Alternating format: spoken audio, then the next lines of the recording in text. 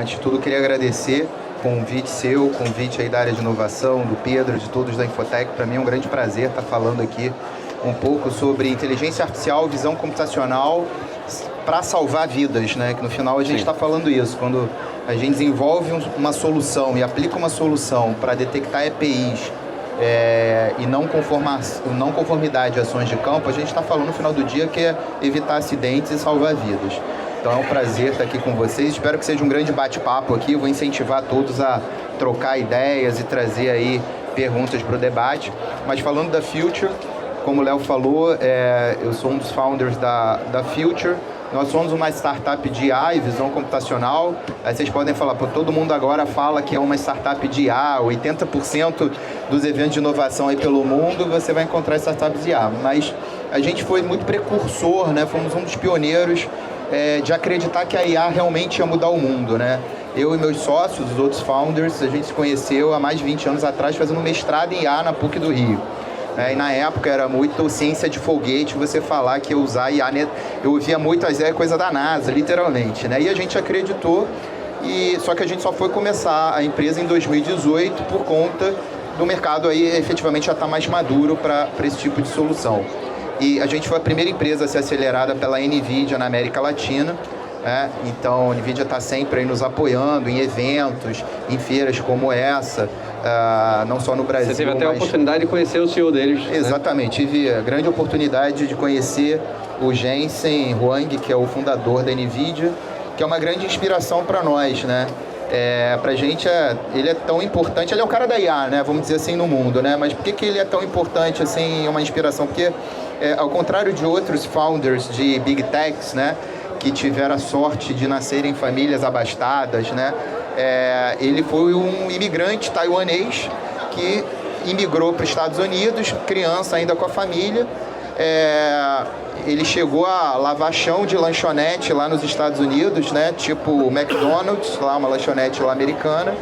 E à noite, né? Depois do trabalho, ele fazia engenharia numa universidade, depois conseguiu aí fazer o mestrado em Stanford, que é uma das melhores faculdades de engenharia aí dos Estados Unidos, e fundou a NVIDIA, né? Depois eu posso contar um pouco dessa história, como é que a NVIDIA, de uma indústria de games, passou a ser uma empresa de IA e ser a maior empresa do mundo, mas aí é uma outra história, mas eu acho que depois eu vou contar essa história aí, quem quiser, eu acho que é interessante. 740 mil que você mencionou, né, Léo? E se a gente for contabilizar isso, qual o impacto financeiro, é lógico que uma vida humana não tem preço, né? A justiça, enfim, legalmente você pode até tentar precificar, fazer uma estimativa, mas obviamente o impacto é irreversível, né? Então, quando a gente fala de usar esse tipo de tecnologia, isso permeia todos os setores praticamente do nosso país. Então, eu vou citar exemplos aqui do setor de energia especificamente, mas a gente sabe que em petróleo e gás aqui, né, a gente está falando offshore, esse é um problema muito grande. A gente vai falar muito dessa solução, mas eu gostaria de trazer um contraponto aqui e fazer uma provocação para vocês, né? Isso não estava nem no script. Eu tenho um eletricista que ele faz o serviço elétrico lá em casa. E ele foi funcionário durante muitos anos de uma concessionária de energia. E aí eu falei para ele que a gente tinha a solução, ele falou, André, sabe o que acontece?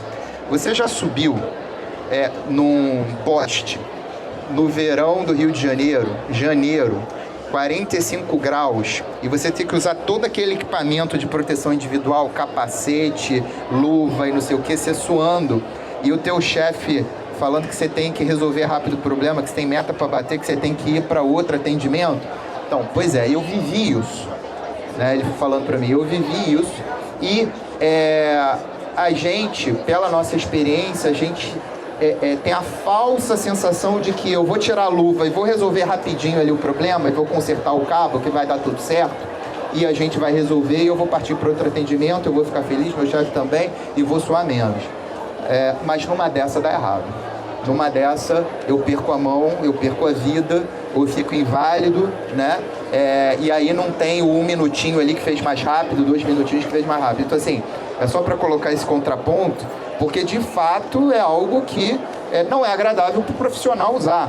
né? Ninguém deixa de usar uma bota, algo do tipo, porque, né, gosta, né? Mas é por uma série de motivos. Só que às vezes o profissional ele não tem essa visão de qual é o impacto, né, que ele pode estar pagando aí com a vida uma economia aí de 1-2 minutos porque não utilizou o equipamento correto. Né? Então, falando aí de impacto financeiro para as organizações, isso é um estudo da ANEEL, Agência Nacional de Engenharia Elétrica, tá? E da Abrádica, Associação Brasileira dos Distribuidores de Energia Elétrica. Eles fizeram um levantamento de quanto que custa um acidente fatal ou uma invalidez permanente para uma empresa, tá? Esse número, ele começa em R$1 milhão, tá? Parece um número mágico, né? Aquela coisa, número redondinho, não, mas se você considerar, né, as indenizações, custos judiciais, a questão de você ter o equipamento danificado, ter que substituir esse profissional, etc, a conta bate em média R$1 milhão.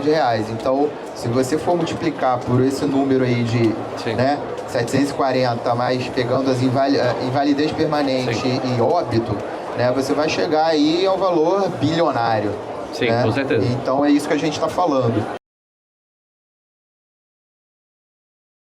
A gente desenvolveu uma solução que usa câmeras, né?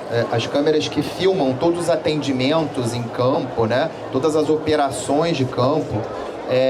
E essas imagens, né, capturadas por essas câmeras, esses vídeos, eles são lidos em 100%, ou seja, a gente faz a varredura desses vídeos, tá, com inteligência artificial e visão computacional, de forma a identificar a não utilização de EPIs ou a utilização incorreta dessas EPIs. Além disso, todas as não conformidades que o profissional eventualmente faz na hora de executar o serviço. O que são não conformidades? Ele tem um processo que ele tem que seguir para cada operação, para cada serviço que ele vai fazer. Tem as regras de ouro, né, que ele não pode abrir mão.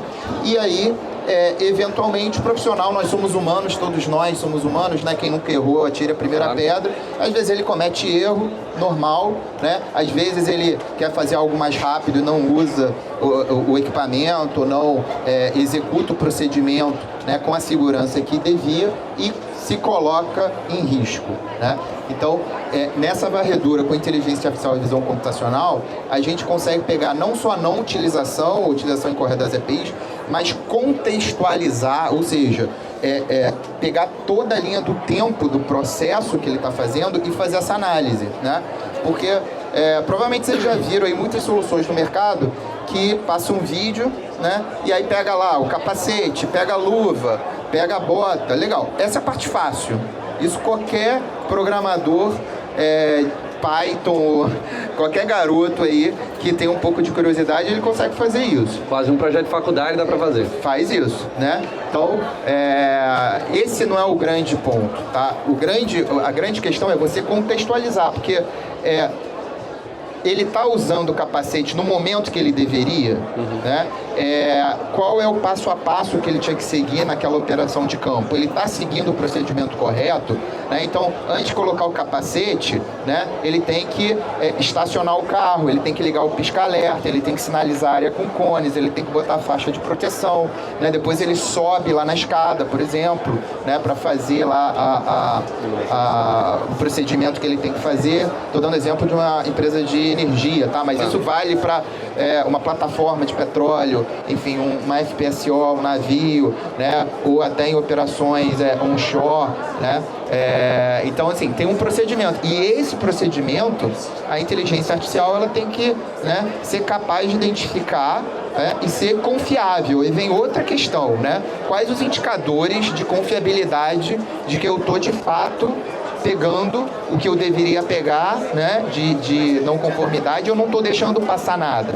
Aí a gente vai falar de vários indicadores: acurácia, precisão, recall, né? São indicadores estatísticos, tá? Para que você não tenha muitos falsos positivos ou falsos negativos também, né? Não adianta você botar um sistema lá que dá cheio de falso positivo, né? Aí gera um alarme, aí tá toda hora o supervisor recebendo alarme porque o cara fez e o cara, metade é errado.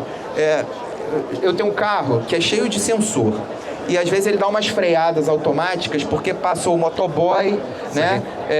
Alguém atravessou a rua e aquilo ali toda hora fica me dando tranco. Sabe o que eu fiz? Eu desabilitei tudo. Porque não dá para dirigir com toda hora o negócio. Então, assim, imagina um sistema desse gerando OS, né? Ou gerando alarme supervisor, o cara vai te ligar. Na prática, o cara vai te ligar. Então, essa questão dos indicadores de desempenho são extremamente importantes. Isso é muito mais comum do que a gente imagina, né? Muito mais comum, muito mais comum. Né? Então, para, de fato, o sistema ser útil. Né? A gente sair do mundo aqui do desejo, do hype da IA, né? Eu tenho que ter isso porque todo mundo está usando. Tá? Eu quero saber o seguinte, caso prático funcionando na prática, indicadores, números. Né? Então, quando vocês buscarem soluções desse tipo, perguntem números. Falando sobre detecção de EPIs, né? A Neoenergia, que é um dos nossos clientes, a Energia é a empresa do grupo Iberdrola, uma das maiores empresas de energia do mundo. Ela só no Brasil ela tem mais de 4 mil automóveis, tá? Esses automóveis, eles vão todos os dias a campo fazerem esses procedimentos, desde substituir uma lâmpada queimada, enfim, consertar um poste, etc. E eles filmam todos esses atendimentos a campo desses mais de 4 mil carros. Então, por carro, são de 8 a 10 horas de vídeo monitorados por dia, né? E aí, quando esse carro retorna, olha só que loucura, como é que era o processo antes. Eles não tinham, obviamente, como equipe de analisar 8 a 10 horas vezes 4 mil carros, né, por dia de vídeo. Né? Então, eles faziam uma pequena amostragem e faziam um controle no Excel do que eles viam. Tinham 4 pessoas na equipe, famoso Excel, né? Então, assim, obviamente não pegavam nada, ou quase nada, e aí, quando tinha um acidente, era só lamentar, né? Sim. Infelizmente. E a gente desenvolveu esse sistema que faz a varredura desses vídeos, né? Então, a gente consegue varrer essas 8 a 10 horas, pega todo a direção, né? Desde que o carro saiu da base até a hora que ele retorna. Ou seja, não pega só a EPI, não pega só a não conformidade lá do processo de conserto propriamente dito, mas pega a direção perigosa, né? Então pega, por exemplo, se o profissional lá, o motorista, ele ultrapassou o limite de velocidade da via, fez uma ultrapassagem onde não devia, né? E várias outras questões relacionadas à direção, avançou o sinal, né? Então o sistema ele pega tudo isso. Tudo por câmera? Tudo por câmera. Tá. Fica uma câmera fixa com uma ventosa no para-brisa do carro, né? Então pega tudo isso, chegando no local, essa câmera é retirada e é colocada num cone ou num tripé, né, similar a esse, com a câmera posicionada para o local onde vai ser feito o atendimento, né? E aí essa câmera filma tudo. Como eu falei, o nosso sistema faz toda a interpretação e pega as incorrências indevidas desse profissional. O interessante é que o sistema ele pega também algumas situações de má operação da câmera, do tipo, às vezes o profissional ele coloca a câmera contra o sol, né? Então o sistema pega e manda ele corrigir na hora para não deixar a câmera contra o sol. Câmera de cabeça para baixo, câmera não filmando nada, câmera no chão filmando. Algumas dessas situações são desatenção do profissional, outras são até má fé. Né? Ele não quer ser filmado, ele filma lá a parede ou filma um local que onde não está tendo nada.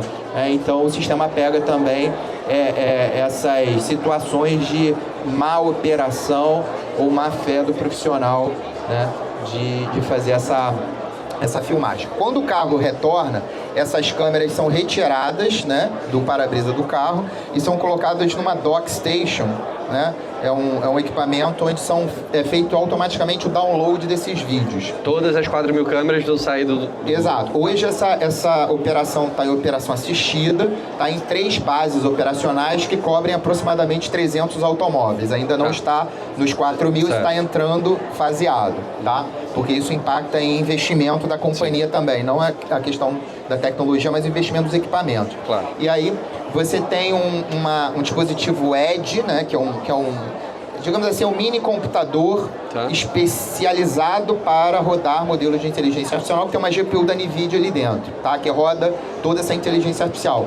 Então, quando é feito o download desses vídeos, essa máquina, né, esse computadorzinho, faz a leitura de todas essas 8 a 10 horas, né?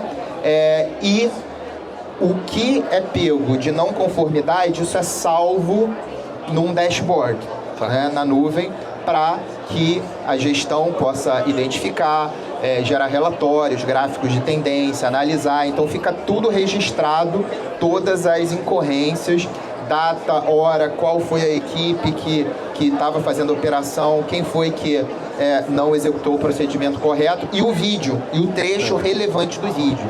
Então, no final do dia, a gente armazena só os trechos relevantes do vídeo. Por que isso é importante? Porque, imagina, 8 a 10 horas de vídeo vezes 4.000 carros. Quantos terabytes eu vou precisar armazenar isso, seja on-premise, né, no servidor, e seja em nuvem? A questão é custo, né, pessoal? Que aí é um outro debate aqui. Salvar vidas, legal, né? Você está evitando acidentes, evitando... Como é que vai se dar o retorno sobre o investimento disso, né, Léo? Então, assim, isso para a organização no final é extremamente importante, né? Tá, o C-Level lá tem que dar retorno, né? O EBITDA, né? Tá o board ali, né? Todo o quarter lá pedindo resultado. Então, assim, como é que vai se dar o retorno desse tipo de investimento? Eu acho esse debate também legal porque, assim, a gente já ouviu muito, né, coisas do tipo, isso não se paga, né? Aí eu não vou entrar no mérito de qual o valor da vida humana, porque isso daí, né? Isso aí acaba a discussão na hora, né? Acaba a discussão, mas é meio que dar um tiro de canhão e aí, né? Mas a justiça diz que a morte lá, né? O óbito valeu R$1 milhão. É isso que eu tenho que ter de custo. Eu não vou entrar nesse mérito, mas assim, o fato é que a gente tem que ter esse olhar também de retorno econômico. Isso é fato, né? Então, a gente sempre fala de fazer o business case, né? Então, não adianta a gente falar que vai usar IA porque a McKinsey está falando que está todo mundo usando IA, meu concorrente está falando, e como é que isso se paga no final do dia, o que isso traz de retorno.